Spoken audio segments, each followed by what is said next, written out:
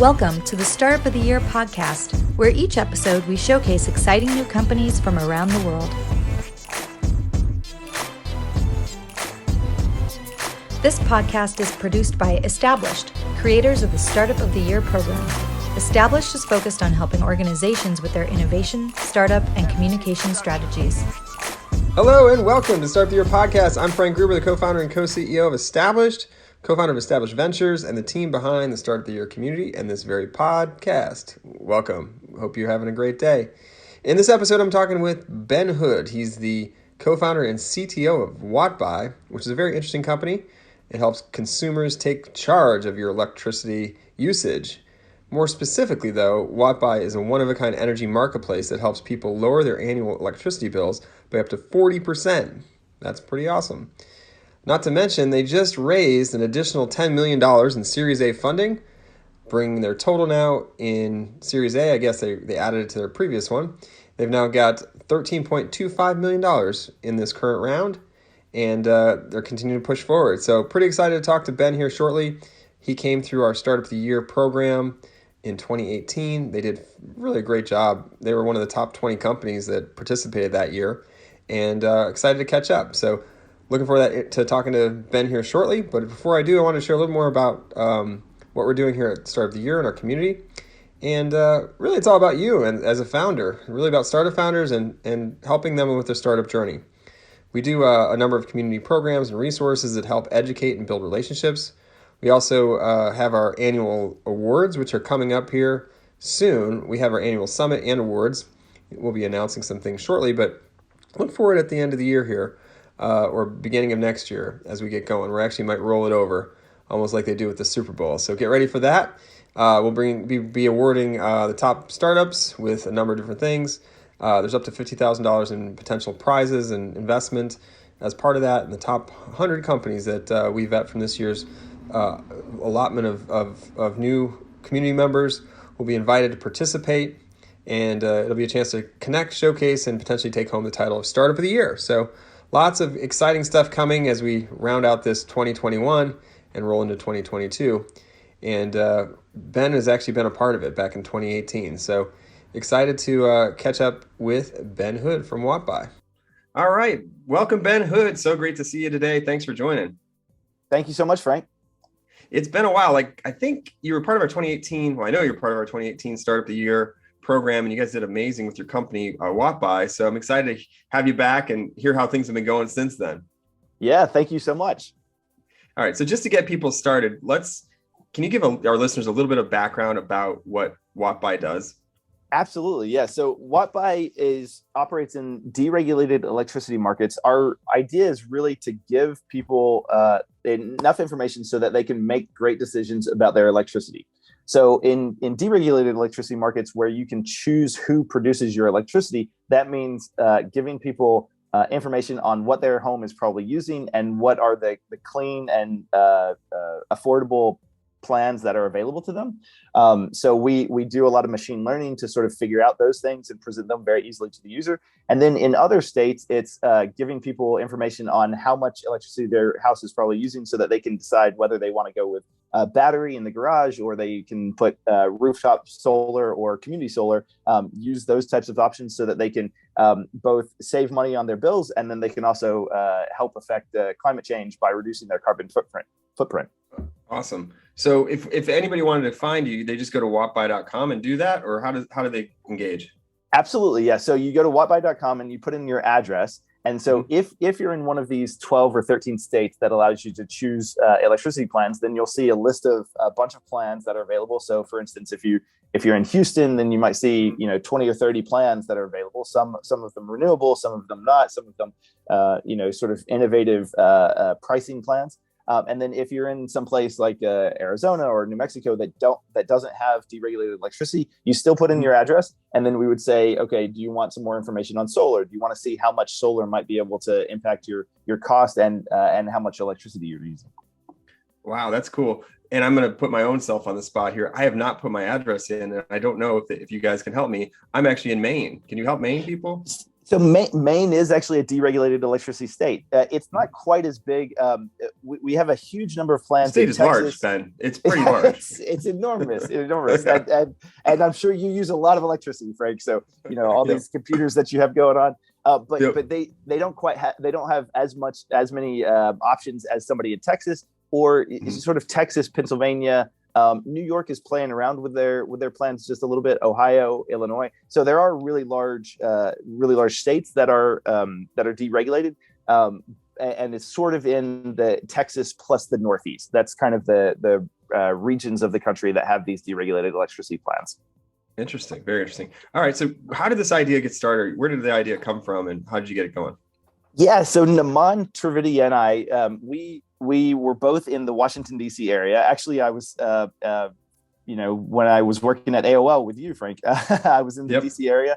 Right. And we were actually watching, we saw that a lot of the companies that are selling these electricity plans, they were really targeting low income neighborhoods. So this was actually not a good thing. What we saw was that they were going into low income neighborhoods and they were sort of doing scam rates. The electricity companies were doing scam rates to get people switched to a different electricity plan. And then after 1 month of low rates, it would pop up the electricity pricing quite a bit. And so then you would have these low income neighborhoods where people were paying 2 or 3 times what they should have been paying for their electricity. We got kind of excited about it because what we realized is that this is a problem that has a right answer. So this is a situation where if you know how much electricity you use, you are able to figure out which of these plans is going to be the right plan for you. In a place that has a whole lot of sort of innovative plans, you might have a plan that is 10 cents per kilowatt hour, just a flat rate. Or you might have a plan that says you can use up to 1,500 kilowatt hours and you're going to pay a flat $100. Or you might have a plan. I mean, I've even seen plans that have free electricity from 8 p.m. to 8 a.m. and then you pay 17 cents per kilowatt hour from 8 a.m. to 8 p.m. So it's kind of difficult for consumers to understand what is the best plan for them. But we got pretty excited about it because it's just a data problem. So if you know what your electricity usage is and you can plug that in, then you can find the answer in the back of the book. You can say, like, this is the right plan for me. So we decided to sort of commit ourselves to doing this so that we could provide the information to low-income consumers and consumers that want to choose more renewable options so that we can give them the right answer. So we started building the product out so that we actually have now a machine learning model. So you could put in any address in the US. It uses a machine learning to say, like, okay, in this particular place, we're seeing this type of weather, we're seeing this type of climate, this type of building characteristics. And then we grab from assessors data and Zillow data, we grab the information on what the house is. So it's 2,250 square feet and it has 4 bedrooms and it has 3 bathrooms. So that type of house in this type of area with this type of weather uses this much electricity at 2 a.m. It uses this much electricity at 4 p.m. It uses this much electricity in the spring, in the summer, in the fall. So we build out that whole machine learning model, and then we apply it to every plan that's available to you. And so that we can say, hey, this plan right here is the right plan for you. Very cool. Wow, this has come such a long way. I remember when you were just getting started, and here we are. It's amazing to have seen the journey, front and center here. So can Absolutely. you tell? Oh, sorry. I was going to say, back when we were competing in the start of the year, it was really just Naman and I. So I was actually living at that time in Poland, and Naman was in Seattle. And so Right. we had finished up with Techstars, and so we had a tiny bit of money in the bank, but it was basically just us. And so over the next 3 years or so, we've been able to build out the team. So now we have about 10 people domestically, and we have about a dozen engineers internationally. And so it's actually been a really fun journey so far to have a lot of people working on this because we really believe in it. Yeah, and I love the backing, the reason, your why, right? It obviously started with helping underrepresented homeowners. And can you dive into that a little bit more and how that, the impact you might be having on some of them? Absolutely, yeah. So we have been really excited about getting them the right information. So we've been very focused. I'm really a huge believer of affecting climate change, making sure that we push down our carbon footprint. But the reality is that our grid is not yet fully transitioned over to only renewable resources, and so it is a little bit of a luxury to be able to say I want to only use green energy. So a lot of people are still in the situation where they're spending 20% of their disposable income on electricity, on energy usage, and the reality is that usually for lower income, they don't have the house upgrades, so they don't have as much insulation, they don't have the weatherproofed, the flashing for windows and things like that. And so it's even more important for them to have low cost electricity plans. So we've really been pushing hard to be able to provide that option through our marketing channels and through the relationships that we have with other businesses, to make sure that we're hitting those people that are interested in saving that money. So we have a program where we have APIs that are exposed to personal finance websites. So when people are needing to cut a couple of dollars from their budget, whenever they need to save the $15 or the $30, we're there, we're presenting them with the information, and we're presenting them very specifically with the information for their particular home. So for this type of home, for this size, for this house that was built in 1932, this is probably how much electricity you're going to be using, so that you can understand, like, okay, this is going to be the one that saves me the most money for this particular house that might not have the insulation that a modern house has. Great. And I love the partner model. Can you talk a little bit more about that? Who are you partnering with to kind of get this information in the right spots? And how did that go? How did that come to be? Because I feel like a lot of startups forget that partners are so important. And I think that you obviously understand it. Absolutely. Yeah. What we found is that in the best possible situation, people just never think about their electricity, right? I mean, you think about the electricity for, half a second whenever you turn on your light switch. And as long as it comes on, you don't think about it at all, right? So true. Yeah. How far have we come that we don't even realize we're using it? It's absolutely. Crazy. It's magical, right? And in so many places in the world, they don't have it, right? I mean, in so many places, people are still using kerosene to light their evenings, and there's a whole other thing on that. Hopefully we can do international later, but it doesn't have a lot of mind share. So what we decide is that we really need to meet people when they are already thinking about electricity, or when they're thinking about something else, so that we can sort of create those new opportunities. So we've done a partnership with Updater, and I think Updater, they cover something like 25 or 30% of the moves in the US. So that's obviously a time when people have to think about electricity, because they're moving into a new house, so they have to get their electricity set up. So we're doing a partnership with Updaters, so that whenever people move to a new house, we go ahead and get them set up on electricity, providing them with the right information so that they can make the decision right when they move to this new place. It's also, our machine learning model also allows them to have an estimate on how much their electricity is going to be even before they move into the house, which is pretty helpful for people to be able to budget.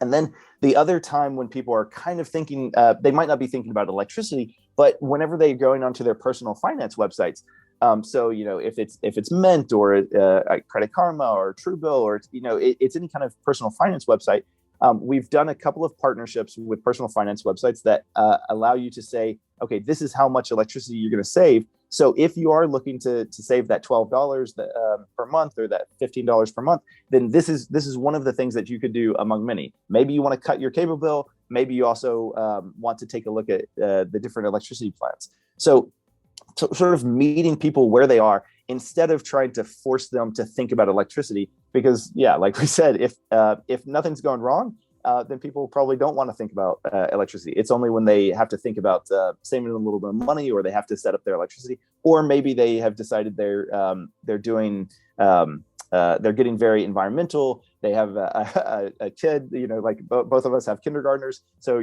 every once in a while they come home from school and say, like, what are we doing to make sure that we are affecting climate change? Then we're going to be integrated with those communities where there are environmental options, so that we can say, hey, a big part of affecting climate change is making sure that your electricity options are green. And so here are the plans that allow you to do that. That makes a lot of sense, Ben. And I love the three different strategy kind of approaches of different places you're touching people, consumers, when they're not even thinking about electricity. And honestly, I mean, still, they probably don't even realize they can save money on electricity a lot of times. So that's really, really smart. What are some of the biggest obstacles that you guys face thus far or have been facing? Yeah, absolutely. Yes. So one of the biggest ones is good old Tommy Edison. So the biggest obstacle has been that this is not a new industry, right? For the U.S. at least, this is an industry that was created about 120 years ago. So it is not it's not super innovative. Like we said, it usually just works. Every once in a while, like in Texas in February, something massively goes wrong. But in general, things are working, and so there hasn't been a huge amount of innovation in a whole lot of the U.S. They still operate on a monopoly distributor model or a monopoly model where one company produces the electricity, distributes the electricity, transmits the electricity. So those companies are regulated by public utility commissions, but there's not a huge incentive for them to be very innovative. So to be a tech forward startup, Silicon Valley funded startup that really pushes the envelope in terms of machine learning models and innovative sort of interfaces for customers, sometimes that gets a little pushback from the industry because the industry hasn't done it exactly that way. In that way, though, COVID has kind of been a blessing a little bit, because a lot of people have been willing to rethink things because of COVID. So obviously you had a huge number, whenever there were a lot of shutdowns, there were a huge number of buildings and commercial spaces that weren't using a lot of electricity. A lot more people were using electricity at their homes because they were working from homes. So that has allowed us to sort of take advantage of that and rethink like how we're presenting our information and getting more people excited about sort of the future of educating customers and getting people to switch online. Whereas before, some people would say like, oh, well, we're doing door-to-door kind of distribution, so what do we need to change? And now door-to-door just doesn't work. Oh, that's really interesting. All right, switching gears. Congratulations. You guys just had a big announcement. You raised your Series A, a pretty large Series A, and wanted to first congratulate you and then also just talk about the fundraise and the process. Yes, thank you so much. Yes, we are really excited. So we added $10 million to our Series A. So the total is about $13 million. And this is really going to be kind of a game changer for us because we proved out the market. We understand now how to do this. And this is really doubling down on it, expanding the team so that we can push into new kind of opportunities for us and really build out some of the things that we were playing around a little bit with, but have a full team and the full experience and resources to back this thesis that we have. That's great. And I saw that SC Ventures is actually the lead on that. And our good friend Grant Allen used to be out of DC. Did you know him when he was in DC? Yes, I did. Actually, I think you might have introduced me to him. Interesting. I think at that point, I think he was with ABB. Yep, Ventures. ABB. Yep. Yes, yep. And so I think you actually might have introduced, and so I've been kind of following him. It's just been fantastic talking to him and getting him. He was actually just on our first board meeting. He said hello to everybody, on Monday. And so we're really excited that he's joining, that he has this depth of experience in the electricity space, because we know that yes, we want to be a tech forward startup. We want to have a foot in Silicon Valley, but we also we want to work really well with a whole bunch of sort of the existing electricity players, and Schneider Electric really allows us to do that. And yeah, he's been a fantastic addition to the board already. Anyway, so talk a little bit more about what you're going to do now that you have that raise. Yes, I think so. A lot of what we're going to do is we're pushing out more fully into the solar. So right now, what we have been doing is that in the 13 states that we have deregulated plans, we've always been able to offer people plans that are sort of paired with RECs, renewable energy certificates, so that you can have a plan that is offset by renewable energy. However, now we're pushing also into offering people community solar, which is slightly different. It has a few more states that are available. So in Colorado, for instance, you cannot do deregulated electricity, but you can choose to do community solar. The idea behind community solar is that you might not be able to put solar panels on your roof, on your individual roof, but you want to participate in buying clean electricity from solar, and so there is a solar field or somewhere that produces electricity for 200 or 1,000 houses, and then you buy into that, and then so some of your electricity is offset by that solar energy that is produced by that field of panels. So that's a community solar option, and so we're pushing into that so that we're making sure that everybody knows that they can have that as a choice. And then we're also pushing into rooftop solar. So since we have this machine learning model, we want to be able to say to someone, okay, if you put solar panels on your roof, then this is how much it would shave down your electricity usage, and this is how it would actually change your profile of your bill, and how much you would be able to save. Would you be able to pay it back in 12 years, pay off the solar panels in 12 years or 15 years, whatever. And then we're also pushing pretty heavily into sort of more personalization. So if you do have if you have a bill or you have something called a green button data for your individual property, then allowing people to submit that so that we can say very specifically, okay, you're this kind of the standard for your house is probably going to be this much electricity, but you upload your green button. And so we're able to say, well, you're using usually about 5 to 10% less than what we would estimate. So let's recalculate your electricity usage with that in mind, and make sure that we're giving you the plan that is actually best for you. There's a little bit more expansion also into other states that we're pushing forward on. We definitely want to make sure that people understand time of use rates as well in regulated states, so that they can make decisions, even if they can't choose a different electricity provider because they live in a regulated state. They might be able to choose from 2 or 3 different time of use rates. And time of use rates are when the electricity company says, your normal electricity rate is going to be about 10 cents, for instance. But from 4 p.m. to 6 p.m., whenever everybody gets home from work and they turn on their air conditioning and they use just a ton of electricity, we're going to charge you 20 cents per kilowatt hour, because that's when everybody needs to use electricity. So we're going to charge you a little bit more and maybe make you think a little bit more about turning the dishwasher on at that time or turning your dryer on at that time. So we're going to also push into time of use rates, so that we can say to people in these regulated states, hey, this is what you're probably going to be paying. And if you get yourself a smart thermostat, or you get yourself some other kind of smart devices that can help regulate your use during those smart times, then we're going to save you a little bit more money. And this is how long it would, for instance, take you to pay back that Nest thermostat or that Ecobee thermostat. Interesting. I mean, that timing you mentioned kind of reminds me of surge pricing with Uber, right? Like similar Absolutely. model. Yes.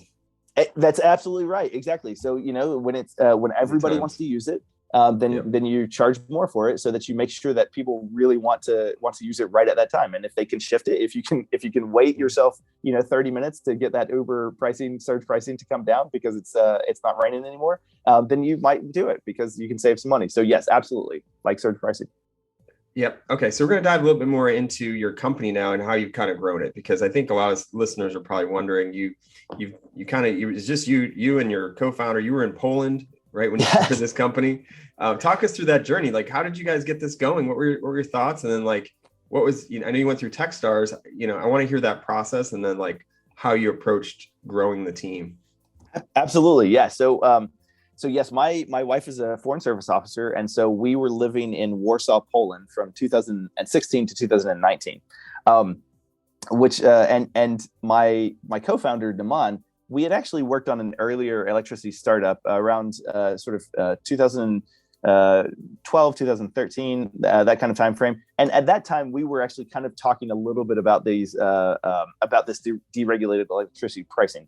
However, because we had just come off of another startup, I worked sort of more traditional jobs. I worked at a cybersecurity company, Endgame, in Arlington, and then we went off to Poland. Actually, what happened? I was working in Poland. I was reasonably happy doing what I was doing, and then Naman, who was working at Google, called me and said, "I don't want to work at Google anymore. We need to do a startup. We should work on a startup, and we've already talked about this deregulated electricity pricing stuff. We really need to double down on that." And I said, "That seems great," because of course every day people say like, "I don't want to work at Google." He actually seemed kind of crazy to me, but he was a recent grad. He had worked for a year at Google, and he decided like, yes, I want to do something a little bit more where I have more of an impact than I can have at Google. And so I said, yes, we can definitely do that. But do you have time to run this? Because I'm also working on this other thing here in Poland. And he said, yes, I can definitely do that. I'll be the CEO. You can help me, make sure that we build the right thing. Because I've been a product manager and an engineer for the last decade or so. And so you make sure that we build the right thing, and I'll do everything else. And I thought, okay, let's see where this goes, because Naman is he's tenacious, but I didn't know whether everything would kind of fall together. You've seen a lot of startups, they don't get off the ground. How it happened was that okay, so we were kind of working through this. And then Naman was applying to Techstars, and he met Lisa Mitchell, who is at the Kansas City Techstars, and she was absolutely fantastic. She said, I definitely want you to be in this cohort. I want you to be in Techstars, and I really think that you have something special. I think you can be the very sort of the bold one. She has said before that that I'm a little bit conservative. Naman is very very aggressive. So she thought that this was a great combination for the two of us. So we were in Kansas City. I flew back from Poland to be in Kansas City. Naman moved from Seattle down to Kansas City, and we were able to pull together a lot of the ideas. We started working with an engineering team out of India, so that we could actually get some of our sort of ideas fully created and out on a website. When I was back in Poland, I would fly to and from India 2 or 3 times a year, so that I was running the engineering teams and understood sort of like what their skill sets were. And Poland to India is a little bit easier flight than America to India. And then it really started getting a whole lot faster in 2019 when I moved back from Poland to the US, and Naman moved from Seattle to New York. So then we're in the same time zone. We raised our Series A. We got a couple of grants from Schmidt Futures, and we've really been able to sort of turbocharge everything that we were doing with this central thesis of giving people information to make good decisions on their electricity usage. Very cool. It's quite a journey, and actually, I know just because I've known you for so long and know the work you've done at AOL and doing product stuff. You've worked with, remote teams for a long time. Can you share a little bit more with everyone that's listening, how you go about like building a team you can trust, in another environment, like they're in India or in, I think you had some teams in Poland. Yeah, exactly. Yes. You've done this for a while. Absolutely. I mean, it has gotten so much easier, right? I mean, now that we have FaceTime, now that we have, all of these tools, Zoom, all of these tools to collaborate, it's so much easier. But it does take, in my mind, it takes a lot of upfront work. So one of the things that I was doing in Poland is I was actually running an outsourced software company. So we had a lot of clients in the UK and in the US who wanted to use the more affordable engineers that were in Warsaw, Poland. And a lot of people would come with an idea and sort of want to toss it over the wall to engineering team and say, like, just, my idea is this iOS application, and, just run with it. There's a whole lot more foundation that needs to be laid before I think you can just sort of toss things over the wall. And that's one of the reasons why I made a few trips to India. Obviously, COVID makes things a little bit more difficult, But that's the reason why I made a few trips to India, because I wanted them to understand. I wanted the engineers to understand where I was coming from, and I wanted to understand where they were coming from, to be able to really allow us to run whenever we are completely remote work. So is that because of the richness of the communication you're saying? Was it more important to lay that groundwork initially? Like, here's what we're trying to do? Because I know I've worked with teams, you've worked with teams that probably haven't built the right product before. And so I just want to figure out how do you miss that? How do you make sure that doesn't happen, I guess? Yeah, I think so. It also, I mean, you and I are also product managers. And so I think part of it is it comes from defining the product and exactly what you need to do. And then it also comes from the communication that happens. And it's more difficult, not just from a remote standpoint, but also from a cultural standpoint. So I think it's one thing that I've been able to figure out sort of on the engineering side is there are certain engineers that I'm working with India that whenever I say, this is what I need, I'm able to say, like, this is basically the customer need. And then that engineer will run with it and produce a beautiful product. And then there are other engineers that I work with occasionally where I need to say, like, this needs to look like X and Y and Z. So I need to explain it completely to them. Because there's, it might be experience level, it might be cultural, it might be a lot of different things, but understanding how you communicate to each of the individual engineers, it's so much easier. In my mind, it's so much easier in a room first to do it, and then to after you're remote, then to be able to say, like, okay, whenever I'm talking to this engineer, I need to be able to say A, B, and C, and whenever I'm talking to this engineer, I need to say, like, move out on this particular thing. It's you can do it completely remotely, right? By not just going there. But you need to, at that point, you need to over communicate, and you need to probably say to every engineer, like, do A, B, and C. And then you'll slowly figure out, 3-6 months later, you'll slowly figure out, like, okay, this engineer does not need that level of detail, but these engineers still do. So that's what I usually find. There's a tremendous amount of talent in the world, though. I mean, I'm really excited that we're getting the tools that allow us to do this, because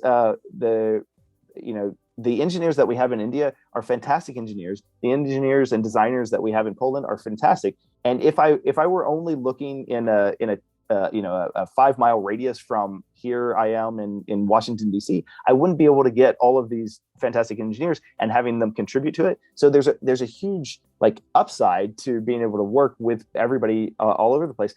But setting that foundation and like, over communicating at the beginning is pretty necessary, so that you don't come up, pop up in 6 months and say, hey, we built exactly the wrong thing, because I assumed you were doing this, you assumed that I meant this, and so then we have the wrong thing. So it's that over communication at the very beginning. If it's in person, great, and if it's not, then really over communicate remotely, so that you can get on the same page before you it really becomes important. Thank you, Ben. That's great insights for anybody that's doing this and wants to build a product. And obviously, there's a lot of great people, as you mentioned, out there that can help. All right, so we're gonna switch gears here and talk a little bit more about WattBuy again. Can you share, like, your short-term, long-term goals? Because we're about at time, so I want to make sure we get kind of the vision of where this is going. Absolutely. So the short term is, some of the things that I've mentioned before, heavier sort of personalization, solar, a whole lot more. Long term, we really want to be the resource, the easiest resource for all 50 states, for every home in all 50 states, on what you can do to make the biggest impact on your electricity. So if it's solar, awesome. If it's switching electricity plans, terrific. If it's installing a battery so that you can shave your rates, then that seems great. If it's installing insulation, then that's fantastic as well. A lot of the times insulation is not all that sexy, but in a lot of houses, built before the 70s, that's usually your biggest ROI, is putting more insulation in the walls and in the ceilings. So we want to be that source of truth for every homeowner so that we can accelerate this time to get to sort of like a carbon-free future. We're really motivated by this by climate change. And so we want to make sure that everybody has the right information so that we can get ourselves to like a more efficient future where the grid works for everybody, but that it is also it hopefully is not impacting climate change the way our current grid is. Interesting. And I'm curious, and you can obviously share as much as you like here, but have you crossed paths with another person that's doing something similar in the energy space with Tesla Energy? Have you crossed paths with Elon Musk on this yet? Yeah. You know, Elon and I, we spend lots of nights together. No, I have not. I have not talked to him in particular, but I have. We talk to a lot of partners, a lot of potential partners, and we are really excited about what Tesla is doing. A short aside is the idea behind deregulated electricity. You know, these 13 states. It was around the 90s that they sort of like pushed on deregulation. The whole idea is that by introducing competition, you're creating better products and you're making it more affordable for consumers. And it was only these 13 states. The really exciting thing about Tesla and about a lot of rooftop solar and batteries is that we're introducing competition to every homeowner in the U.S. because or every homeowner that can put rooftop solar and battery, because all of them now can say, I choose to produce my own electricity rather than get electricity from the grid. Maybe the grid is, maybe I'm in a place where the grid is mainly powered by coal-fired power plants. I don't want to do that. Previously, if you weren't in a deregulated state, you didn't have a choice. Now you have a choice. You can say, I want to put enough solar panels up there so that I don't have to take any of this grid energy. So we're really excited about what Tesla's doing. We're really excited about pushing forward on that ourselves, so that we can give people the right information so that they can make those decisions, so that everybody can have a choice and we can create this more perfect grid in the future. I love it. It's super disruptive and obviously giving people the choices that they should have already. I mean, it's absolutely it's awesome. Thanks so much. Really appreciate it, Ben. Any last minute thoughts, plugs that you wanted to share about WattBuy and maybe where people can connect with you? Oh, yeah. Well, I mean, I'd love for them to take a look at wattbuy.com and put in their address so that they can see some information, and really to hopefully they can take charge of their electricity. Thanks so much, Ben Hood. It's always a joy to watch startup founders as they go from corporate environments into building startups. And I've known you for a while, so it's been great to watch your journey. And I've been obviously cheering you on from the sidelines and helping along the way as much as I can. So great to see. And obviously you're disrupting a really interesting industry, one that needs disrupting, as you mentioned in our conversation. It's kind of still archaic and has been similarly, kind of similar setups since over 100 years in some cases. So, great to see you doing some things to make change happen, as well as, improve the things happening here on Earth. And obviously everything related to energy kind of trickles down to, impacting our climate. So I want to stay here on Earth, so I appreciate what you're doing. All right. And we hope you enjoyed this episode. It's, one of those things we try to create episodes that will help add value. And I know we touched on a couple of topics there with building startups that Ben could potentially help you along the way. So please do share this with somebody you think might find it helpful. Sharing is part of our community and sharing is caring. So please share it along. And if you liked what you heard, please drop us a review over on, Apple or Google or wherever you're listening to this podcast. All right, before we wrap, I wanted to share one more update about a community member. That community member is Finmark. Finmark is a financial planning software.